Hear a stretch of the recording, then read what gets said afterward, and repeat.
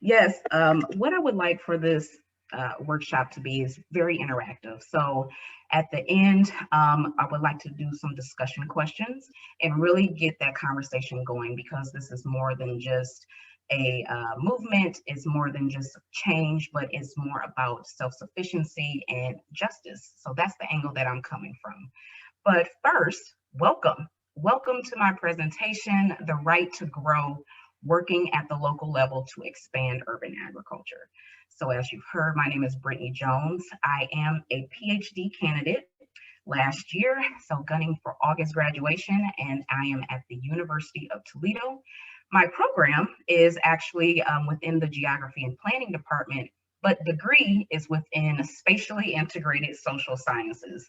So that in itself, if you have questions about that, I'll be glad to divulge, but it's kind of like a mixture of urban planning, of course, geography, so sociology, public health, all of that, all in one, dealing with how people relate to space and space, how it affects our behaviors as well. So any questions regarding that, I am happy to answer, of course. But the motivation behind this workshop was really part of my research as a scholasticist. As you probably read in my bio, I believe in empowerment for the people. I believe that we ourselves have to be more confident in our ability to make change, to be self-sufficient, and also to take care of ourselves, to grow community.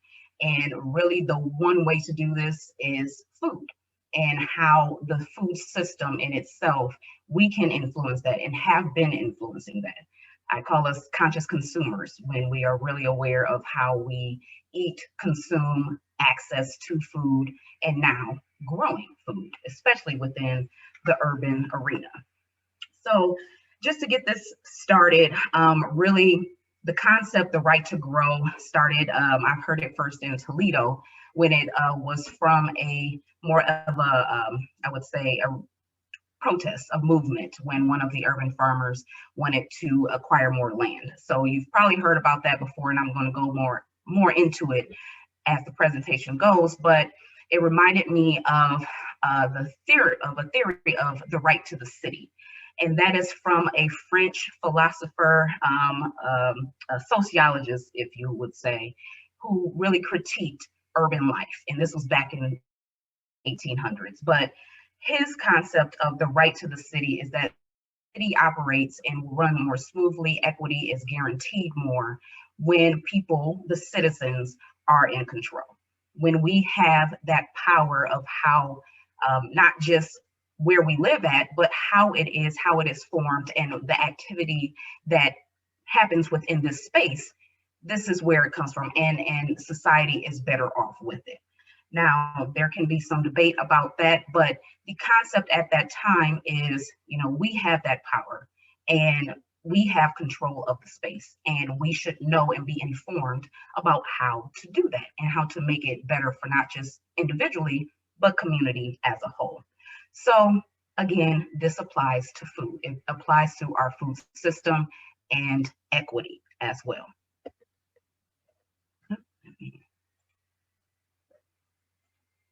There we go. So the food system today, as you see, is really distraught. Some say that the food system has been broken. It has definitely severed, but really, was the food system ever perfect?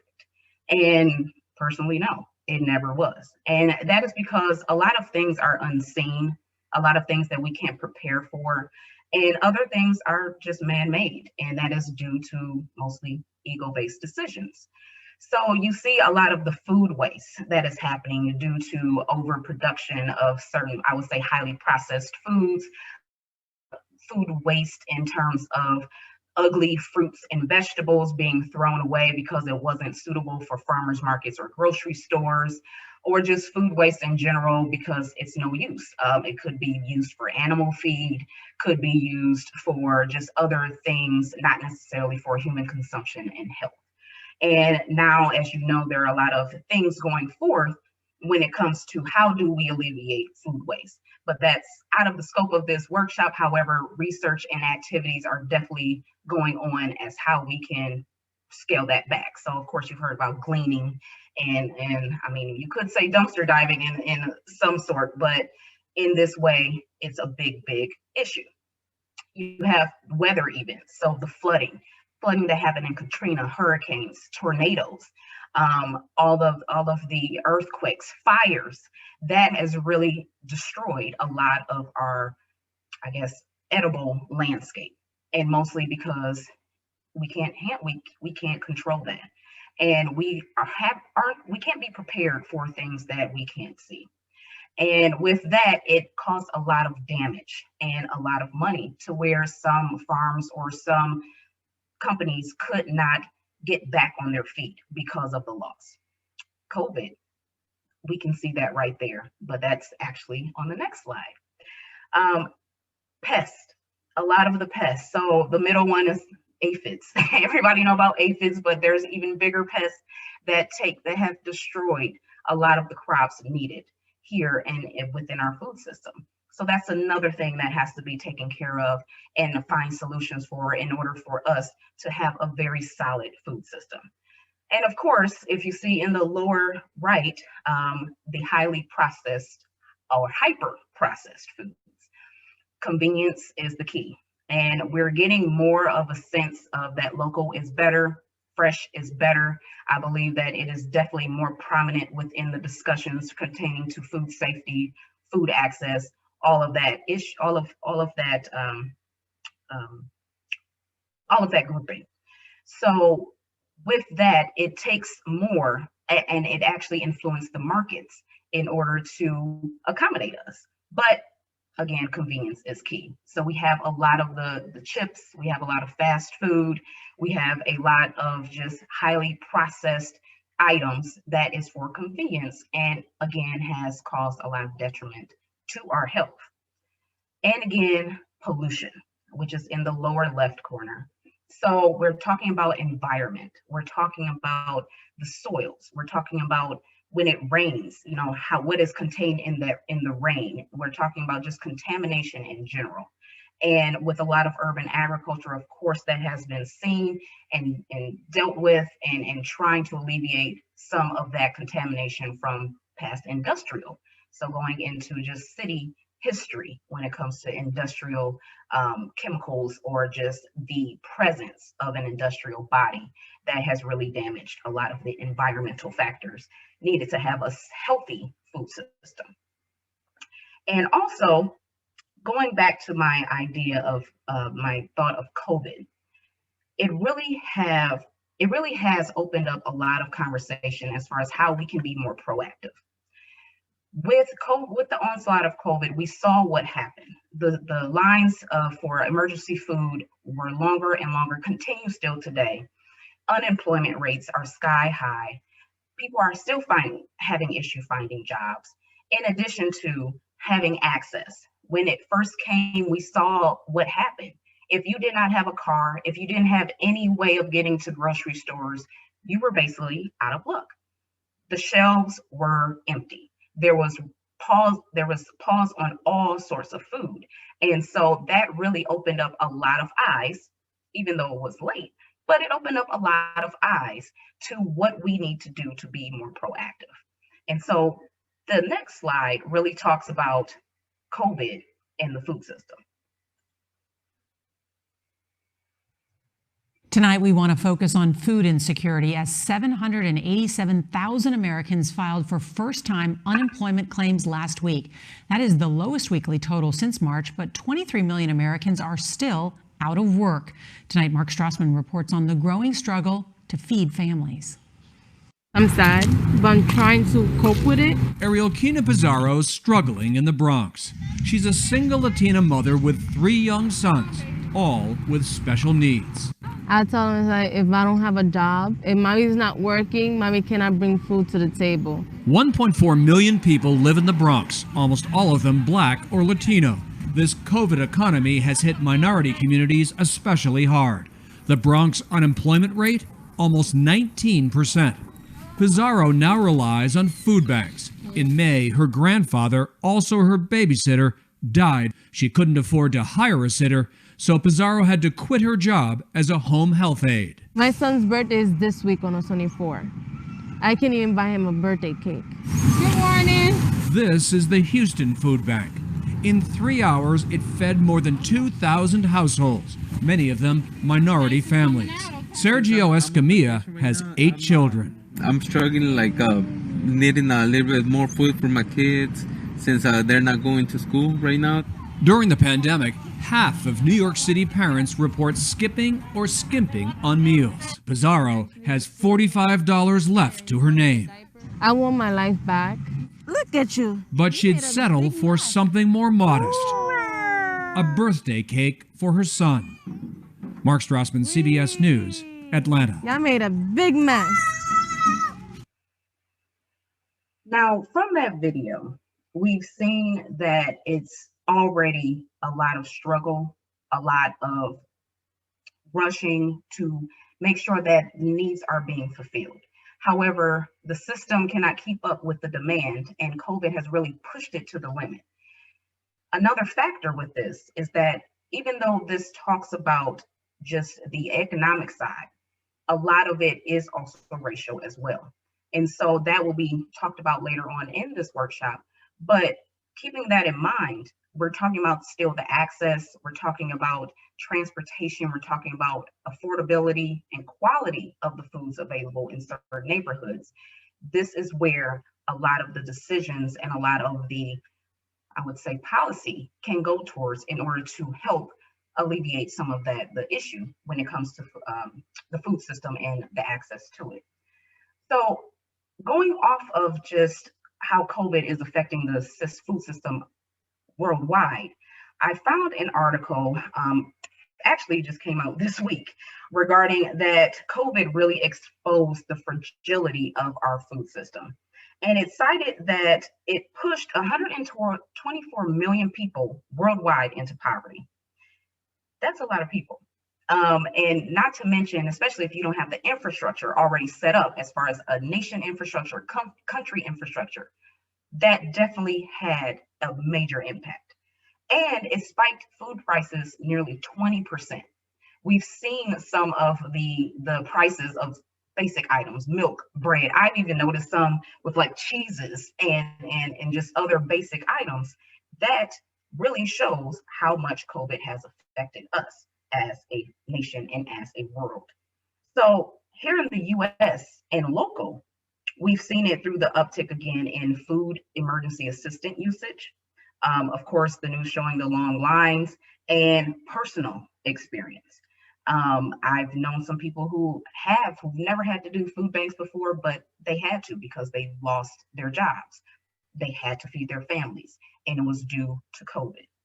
But with urban agriculture, there can be a solution to help at least try to fill the gap right now, but can be more of a permanent solution to what we envision as far as a very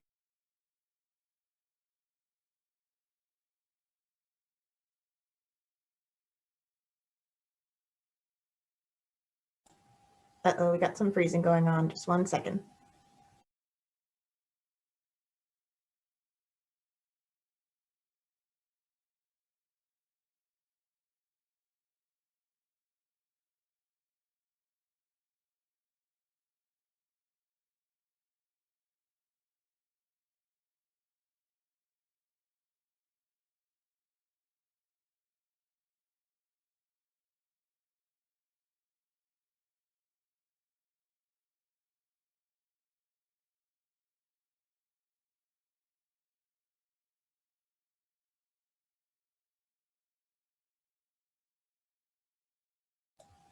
All right, looks like her internet went out for a sec, but she'll be popping right back on.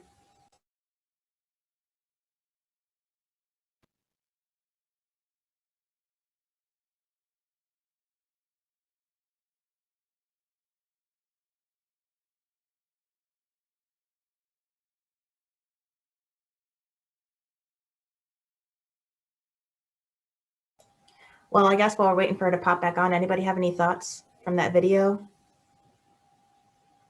You can feel free to unmute yourself and say something.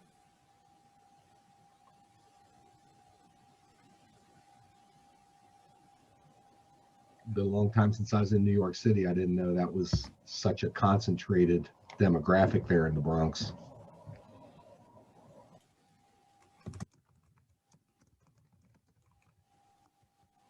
You said it was about half of New York parents.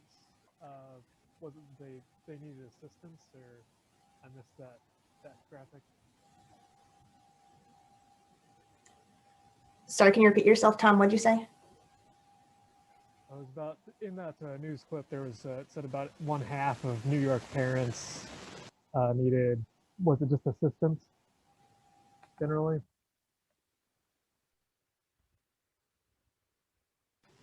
Thank you.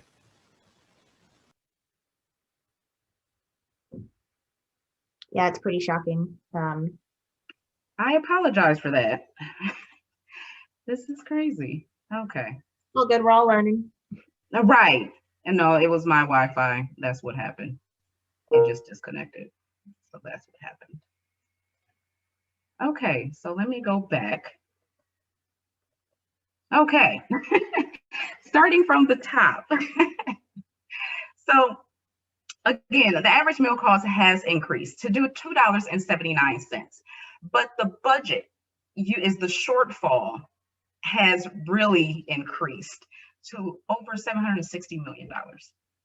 So that shortfall really shows the impact that the food system has. But this is pre-COVID now. Now it could is of course that's not could, but it is much worse now.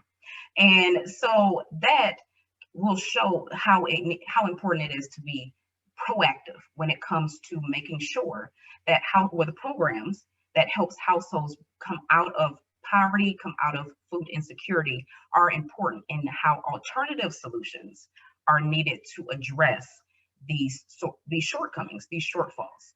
So COVID affected households by forcing families to decide between work and food because businesses were closing. Some were laid off and some never returned to work. The extra pressure of leaving current positions or staying home because of skyrocketing daycare costs, those are true decisions that parents had to make during COVID. Now, I did not even include how COVID has affected childhood food insecurity, because those numbers are definitely astronomical. And we know that children suffer more than just adults. So just imagine these numbers even worse.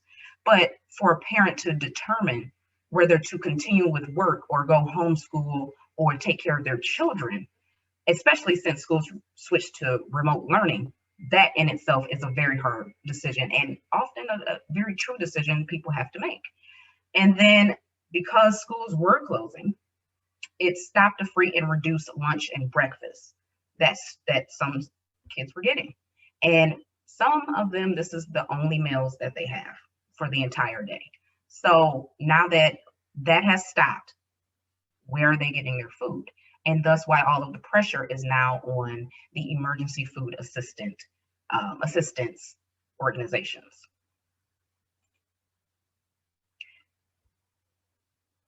Urban agriculture is community food security. Community food security places the responsibility not solely on the individuals or the households, but of those within that make up the community. So it's the businesses that choose to place themselves and offer the services to the residents in that city, in that area. It's the investors who again choose to invest within the city for whatever projects that are for, I don't know, maybe public health, for transportation, for economic development. Either way, they have a say in how the city is shaped. And of course, your local government. They are also responsible for community food security. They have a task and a responsibility to be part and to offer as many resources or be that resource for those in need in order to bring on new projects, new ideas that can help the way daily life takes place within space. So the key word is community. It is a network. It is a responsibility for healthy eating, for taking care of yourself. And it calls for a shared ideology, a shared action.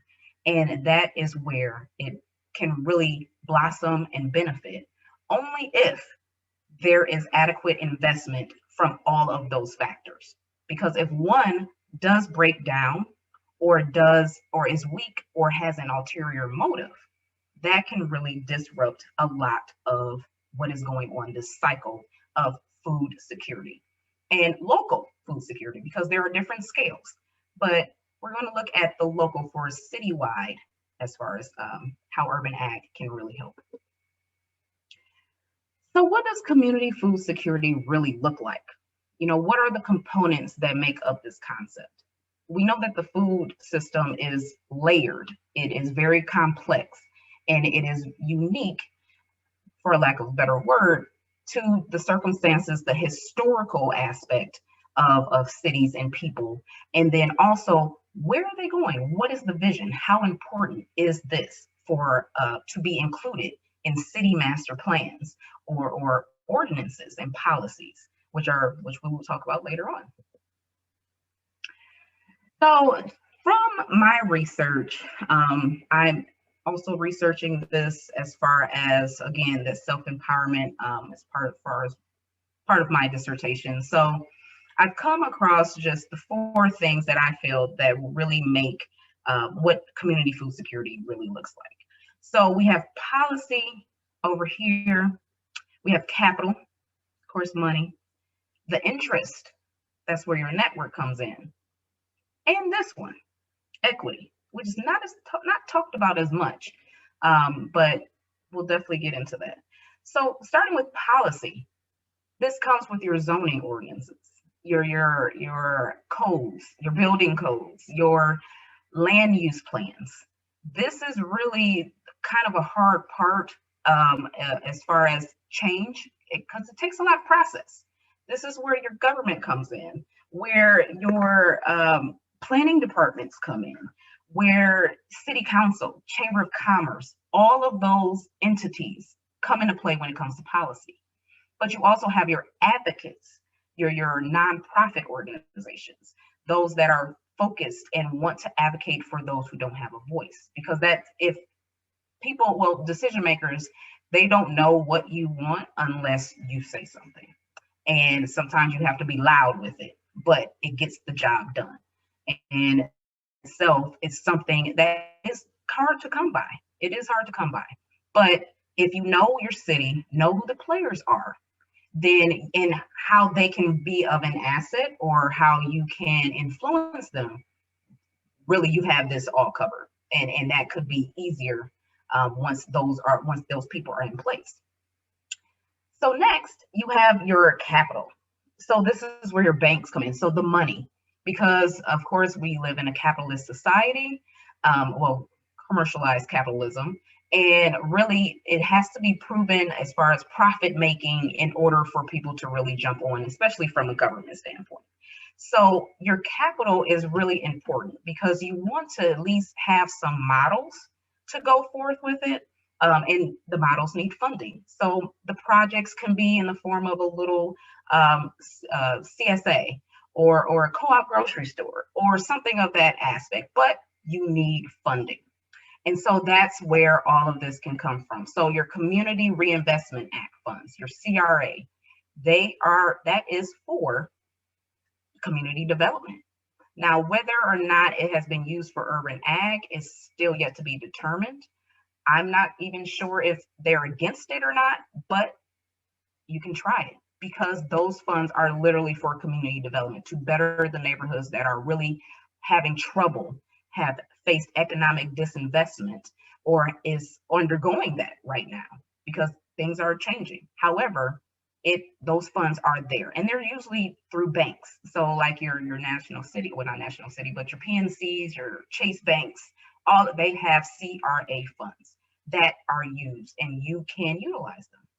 Local funding, your United Ways, in Toledo, we have the Center for Nonprofit Resources that have grants. You have a lot of other local organizations that could help with getting, or at least supporting, sponsoring what you would want to do.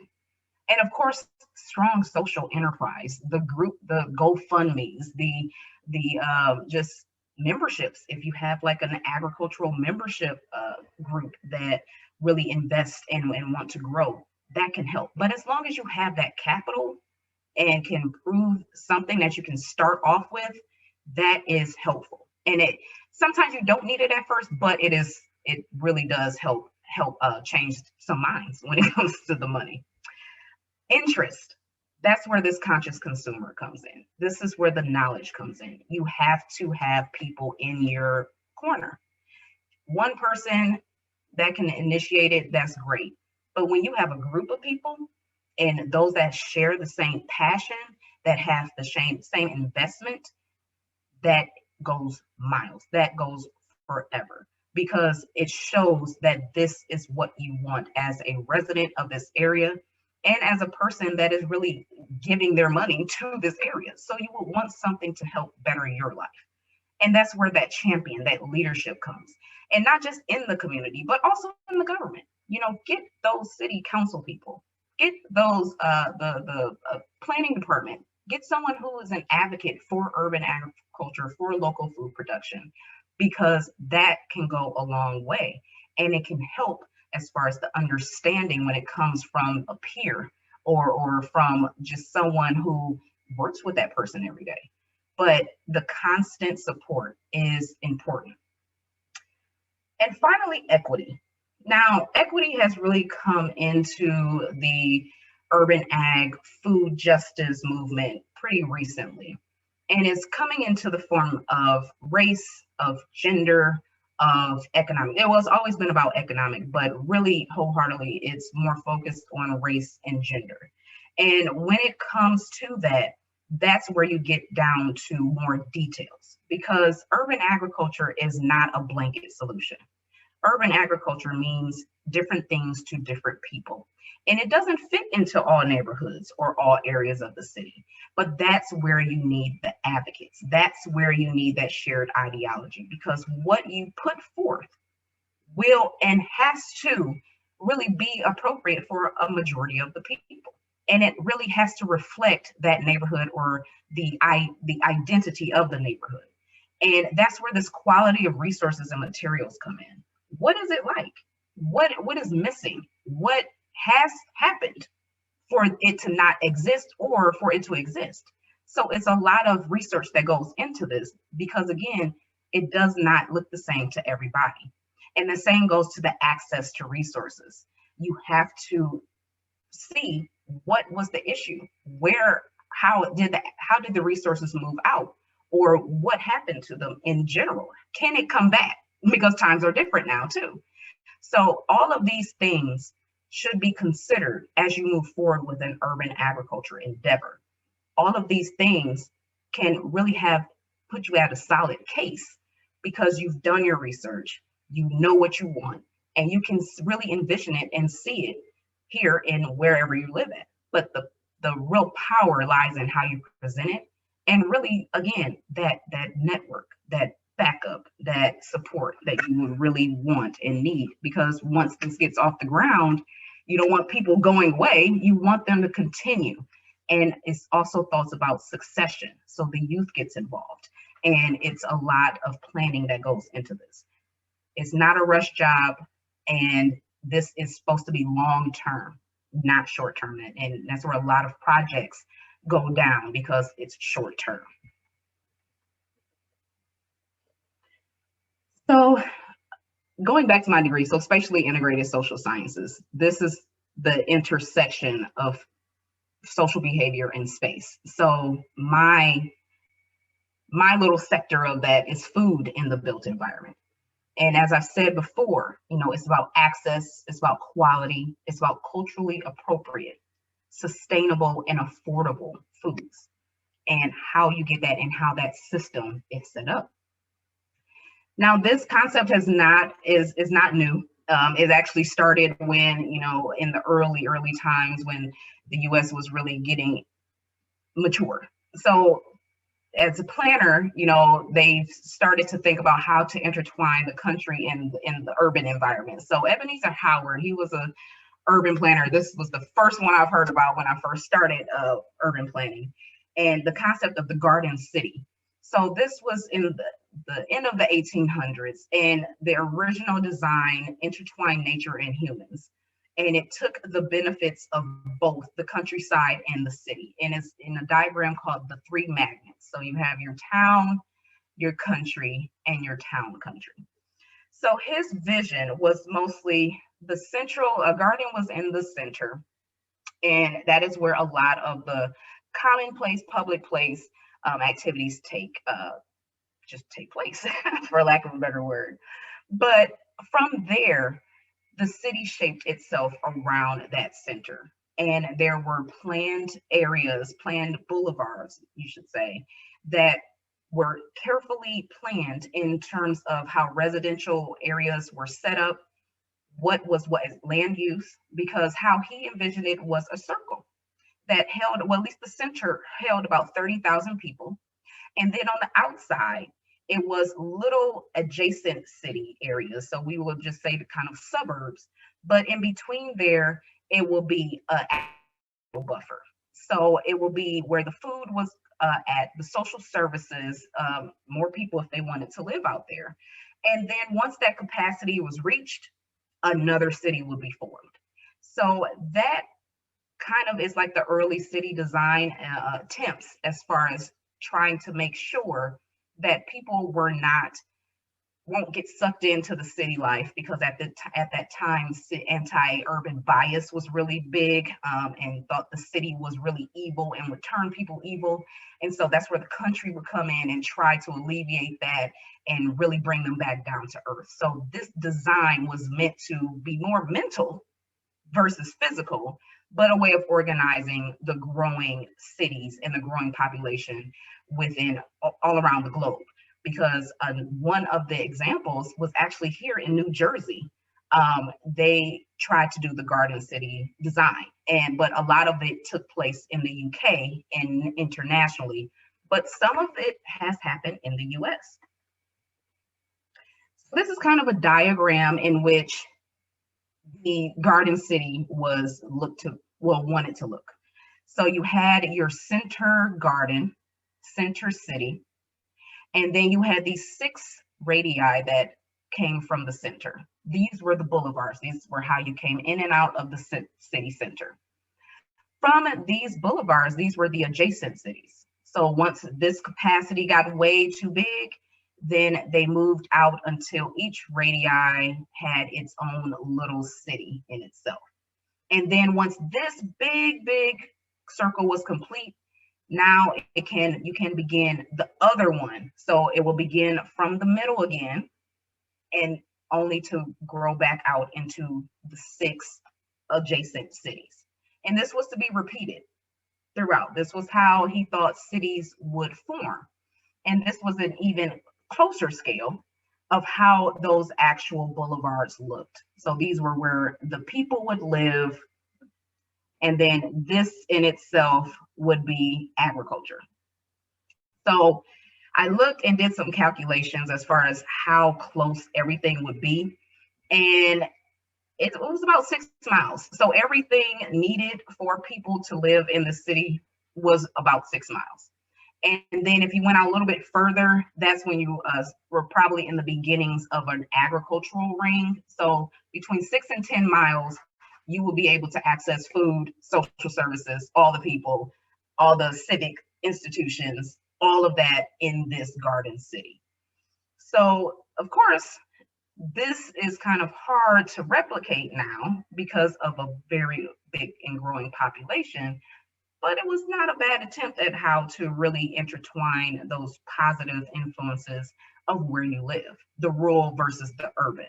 And you're kind of seeing that with urban agriculture. We're bringing that rural into, but that's where a lot of the misconceptions are held, because visualizing a traditionally rural activity within the city is kind of hard to imagine, and it poses a lot of issues.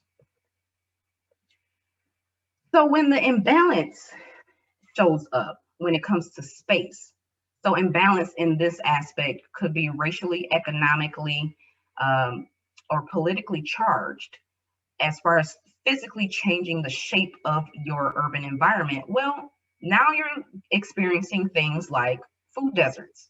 We've heard that term before. Food swamps, kind of a new concept, where it's an over inundation of the fast foods. It was kind of bringing a positive spin to the food desert. The healthy corner stores, what I put unhealthy in front of it, because some of the initiatives that surrounded this usually was very minimal. They would have the minimal based fruits, apples, oranges, bananas in a stand in the front, and then that was considered healthy corner store. I don't know about you, but that's not what I consider healthy corner stores. So more initiatives are being brought forth in order to really take advantage of what really is a healthy corner store, since they are in existence in neighborhoods that probably use them as grocery stores in general. So how can we make them better? You have your urban heat island. Without a lot of vegetation, the temperatures literally go up in certain neighborhoods. Trees, that's why you hear a lot about the tree canopy and restoring of the tree canopy, because that urban heat index really affects quality of life in various neighborhoods. And if you have no green space, there's your not economic, but your ecological factor, your environmental distress when it comes to this. So that's where's your imbalance. Of course, we've heard about redlining, and redlining has been seen and researched to cause current food deserts. The same places that have been identified as a food desert were historically redlined. And I believe OSU had a research article about this as well. So the redlining, the food apartheid, which is now being used for food deserts, because what has happened in these neighborhoods was not natural, and it's not okay, and it was systematic. So the food apartheid concept is another framework in order to look at how urban agriculture can alleviate a lot of inequities within the food system. And then, of course, we have the vacant land in urban core, the past industrial cities, the lack of movement from the core to the suburbs cause a lot of vacant land. And so really, this is the main issue. The main reason why urban agriculture is being sought after as a solution. You need to bring back purpose to these lands that, well, economically are bringing no taxes, and you're spending a lot of money in maintaining them from the city perspective. But this can also bring together neighborhoods when a project or a shared thought when it comes to food production can be used and can be utilized for the betterment of the community. So vacant land is really a driving factor for acceptance of urban agriculture. However, again, the messaging and the understanding is really holding back a lot of this progression. So urban agriculture is putting the culture back in agriculture. Land is an asset. It is meant to be used for community benefit. Going back to the first slide of the Henry Levert, he said the right to the city. He believed that land is a community asset. It is not to be used for economic, well, it can be used for economic value, but not for capitalism. It is for community growth. And that's where it becomes the issue of land and food sovereignty. You see a lot of the organizations fighting back and forth over land when the government comes and say, well, you can't do this project anymore because we have a developer interested. And so now all that work can be wiped away in one day. So that is where this thought process of how land is viewed and treated is very important in claiming your case for urban agriculture. Like I said, it's still misunderstood because of the missing components, the leadership, the reliable parties, the capital, but now it's seen as a solution. And now cities are advocating for policy, for funding, for programs that are geared towards regenerating this movement because they see it as an asset and a driver to attract more people. Now that's on the other side of that because you're getting more into eco-gentrification, but we can talk about that later.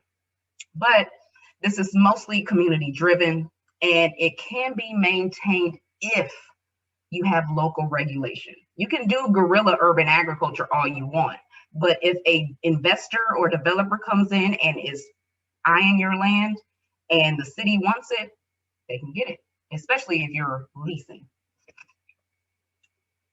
It's more about people than profits.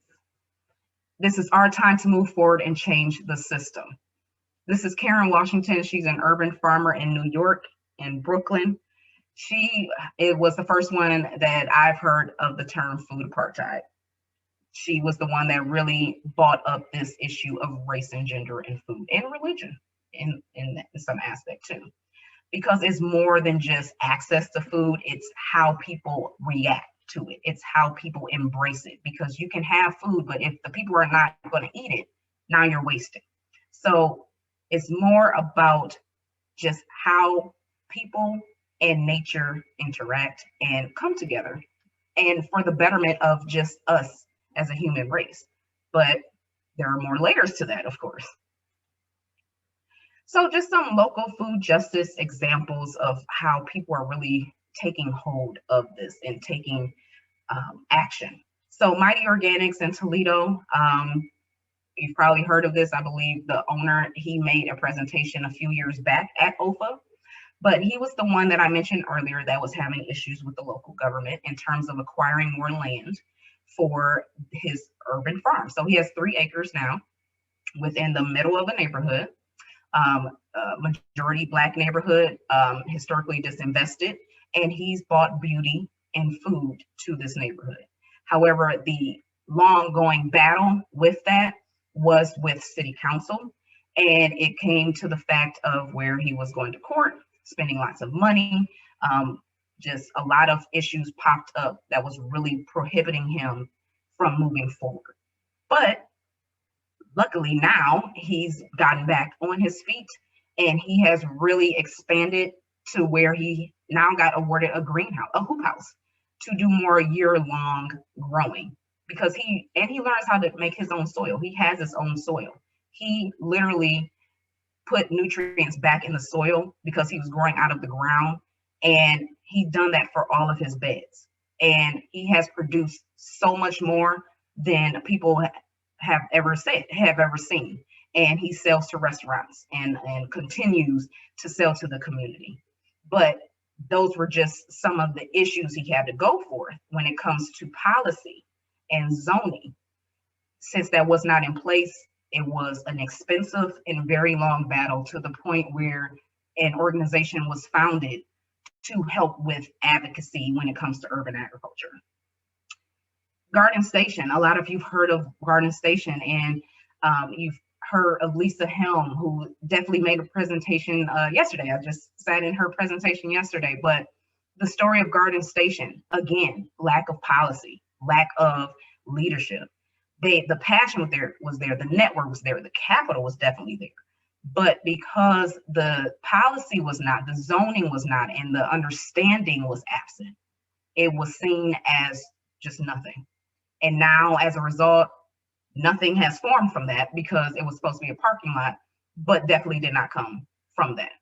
And that was just a waste of an opportunity and of growth, of just another endeavor for potential economic development, community development, and just a new way of thinking about food production. Glass City Go Gals, kind of different, still had urban agriculture within the midst of it, but she used goats as a solution to vacant land mowing. Use the goats instead of spending money on a person to cut the many vacant lots that were in the city. And this was on the north side of Toledo, which is the oldest side of Toledo, and has suffered a lot of just loss, land population loss, definitely land abundance, but it was a lot to maintain.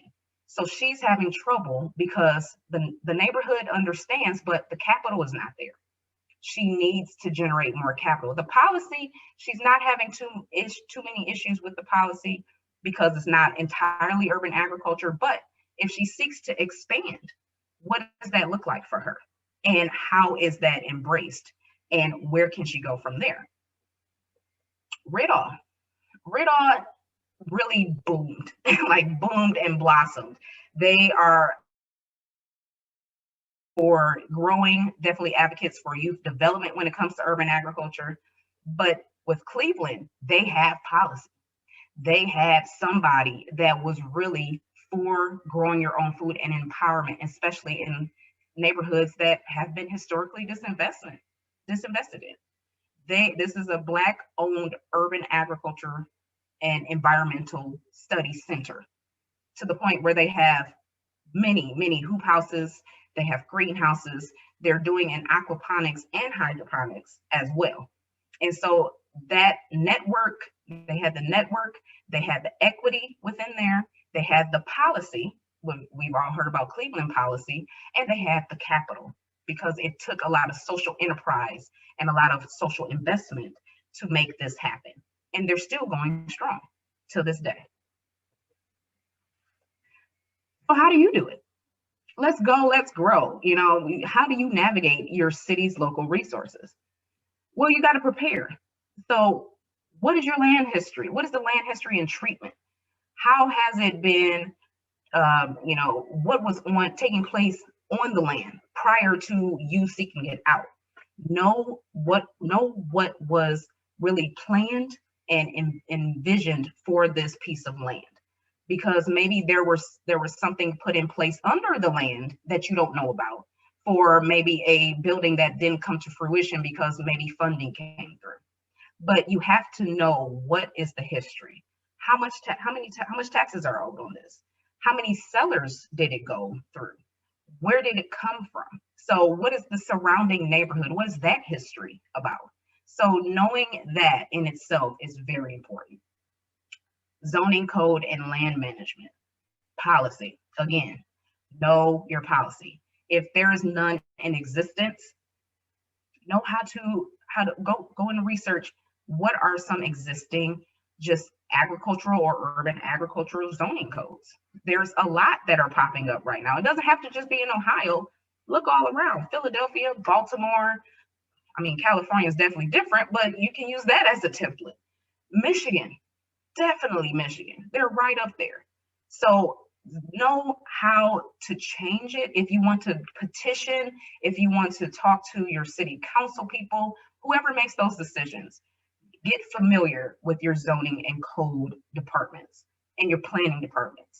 That is really what stops a lot of projects from going through and from maintaining and going forth for many years. It's because of the zoning. Existence of greening initiatives. So this kind of gives you an insight to how your city really embraces greening initiatives. Do they talk about stormwater management? Is it something with green infrastructure coming in? That could be a lead in to your urban agriculture initiative, because you can pair it with that. Of course, city leadership, community stance. How does everybody feel about that? I said from my research, urban ag is still kind of fuzzy when it comes to how does it benefit the city? How does it benefit us? Many people just look at it as an economic driver. It could be okay, that's fine. But if you really want to have it, definitely permanent, you still have to have that community factor, because you have to have people who are invested in it. And then your local entities, your financial resources.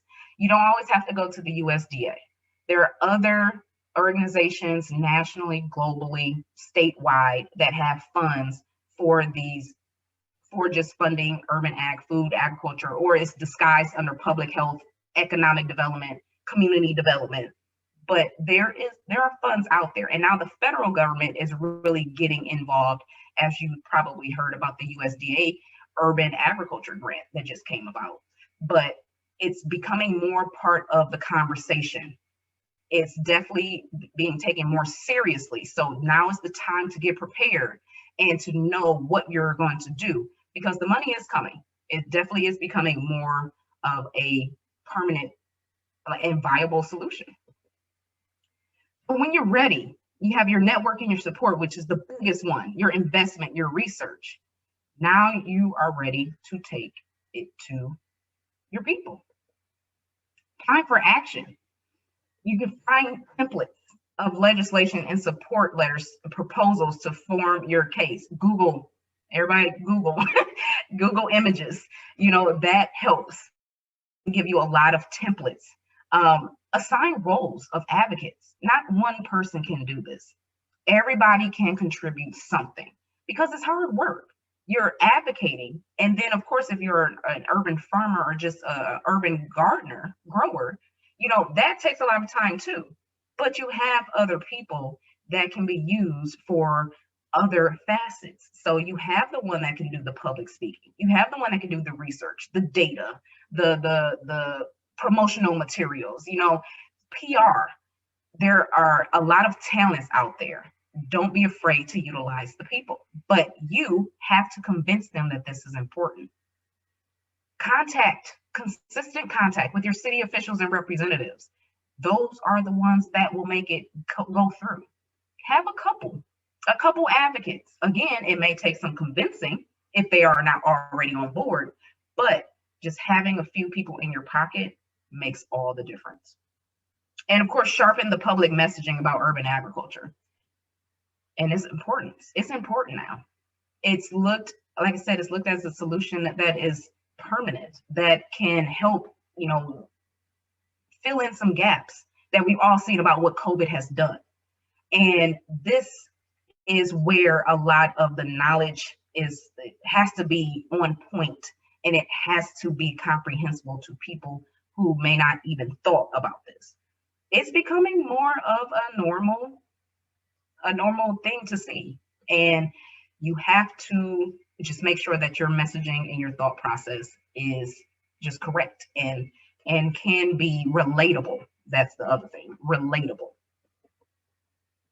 So as an example, Cincinnati, they just did this, just amended a zoning code to support urban agriculture.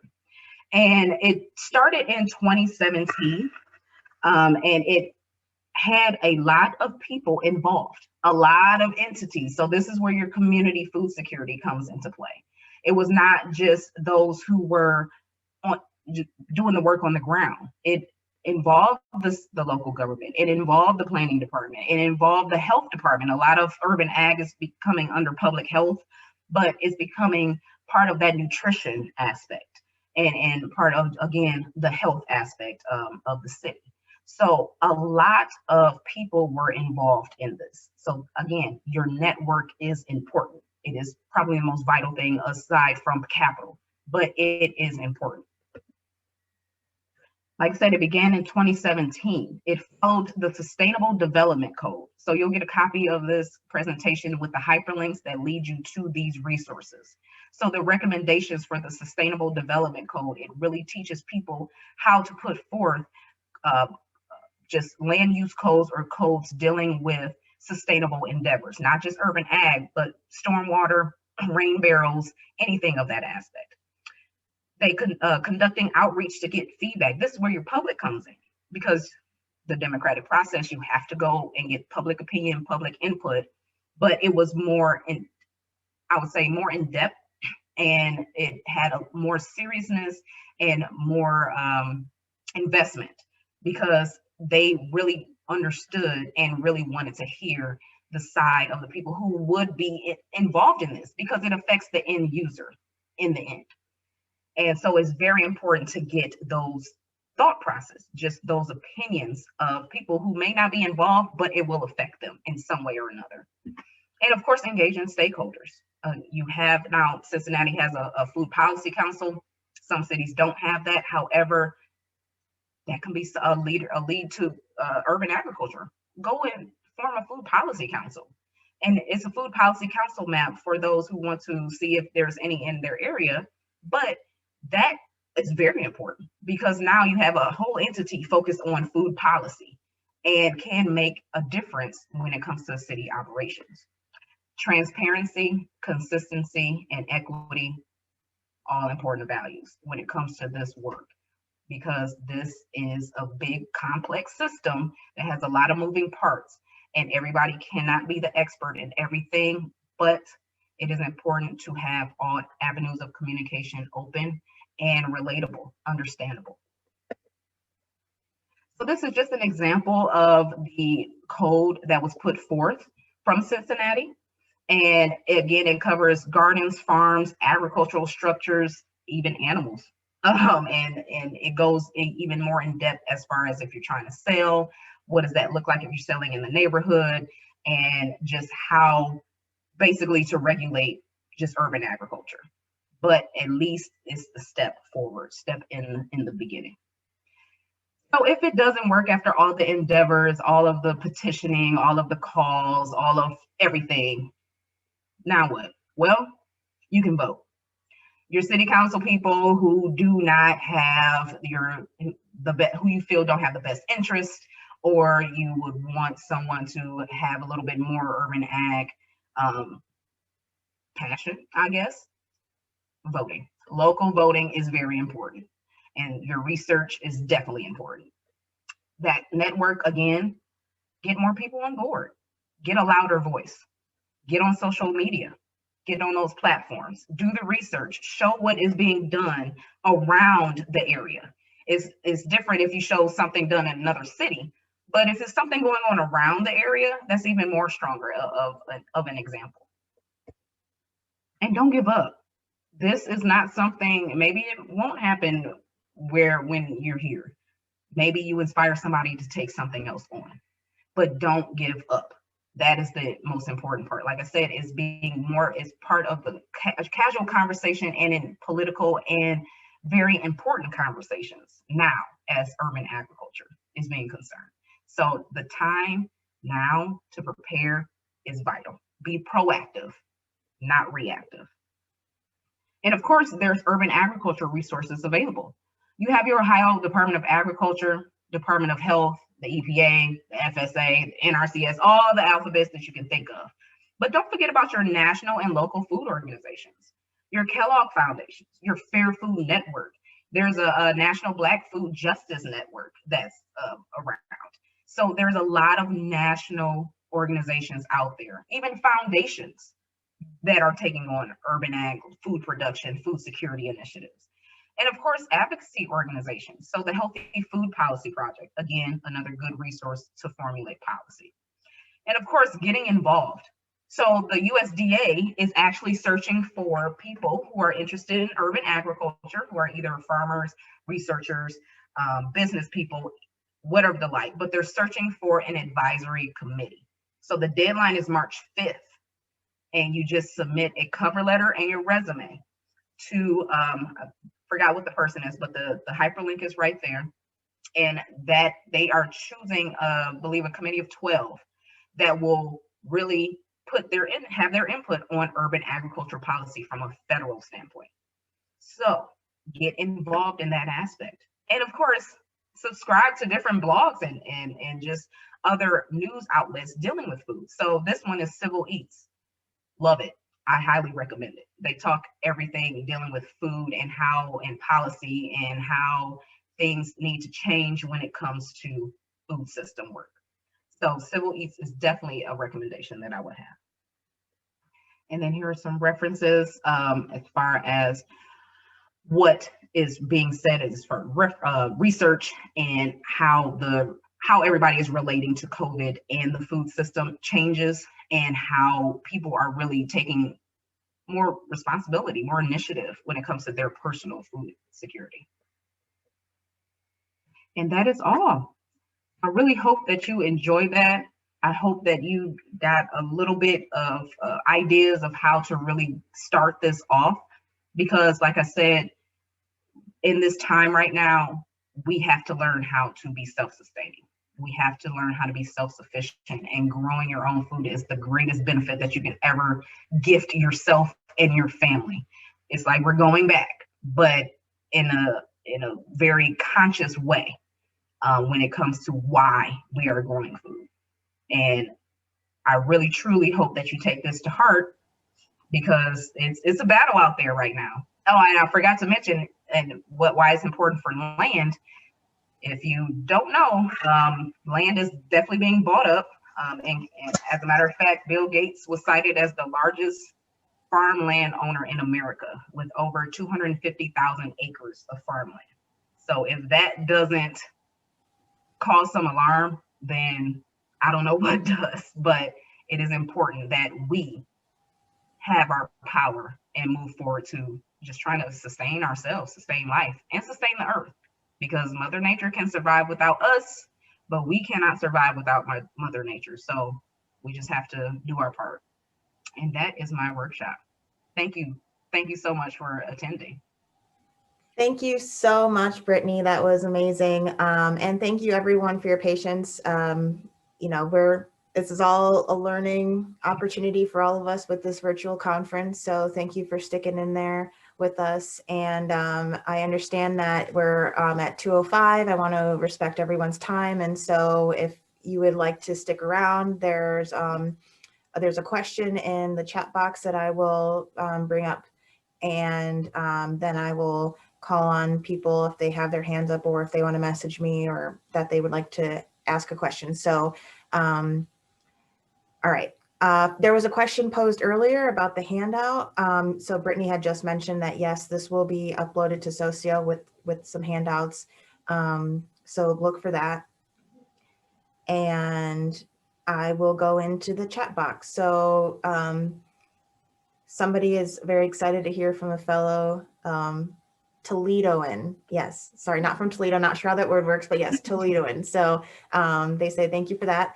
And second, related to the heat centers, which has much to do with the city removing and not replacing trees over the years, what do you suggest to solve this issue? Or are you aware of organizations that are currently working to fix this issue in Toledo? Yes, actually that is, we have a tree organization that you can call them up and you can get free trees. So it's like a waiting list. And I'm not sure if you can go and like choose which tree you want, but they have a variety that you can choose from. And it's really available whenever you call them or if they have it in stock. As far as just larger initiatives being taken place, I know some in Dayton, they are like reforming the tree canopy again, to the point where they're just planting trees everywhere. And they're encouraging a lot of the residents to plant trees as well.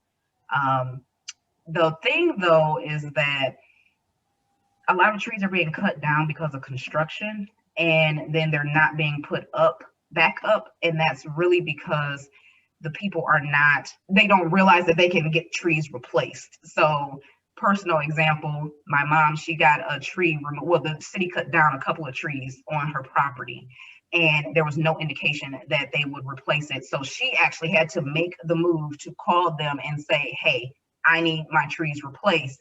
Can you do that? Mind you, this was like 5 months ago. She just now got the trees. So it's really, yeah, it's really like, again, you have to take that initiative because resources are out there and research is being done about this urban heat environment to the point where it's pushing a lot of the money to be put back into the urban tree canopy. Even nonprofits are doing it too. All right. Also, I just want to let you know, I accidentally posted the wrong survey into the chat box. So I will post the right one right now. And then also you can go on the Socio site and underneath this event is the right survey. So thank you for pointing that out to me. And the next question is, someone's looking for a way to make urban ag and food not bombs work for each other's mutual benefit to increase food access. Have you had any experience with this or have any ideas? Ooh, first, I love Food Not Bombs. They are definitely doing a lot of work, especially just here in Toledo, with just helping with food security. And really, I would just say, again, that network, keep the messaging going, keep working together, because a lot of initiatives always end up in silos and it's hard to get that work done. So it really helps in order to keep that constant connection, keep that, again, that shared ideology within your mission, your initiative. That's really what is important, because that energy that you put forth, you know, that you have to maintain that. And it's going to be a hard road But when you keep going and going, like it definitely helps. It's going to be hard, but you have to keep going. And nothing better than collaboration. And actually, in some instances, if you're trying to get grant money, one of the requirements is collaboration.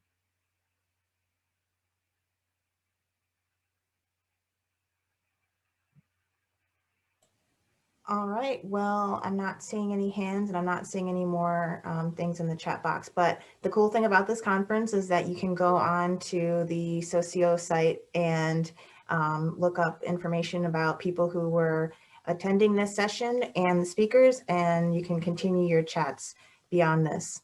So again, thank you, Brittany, so much.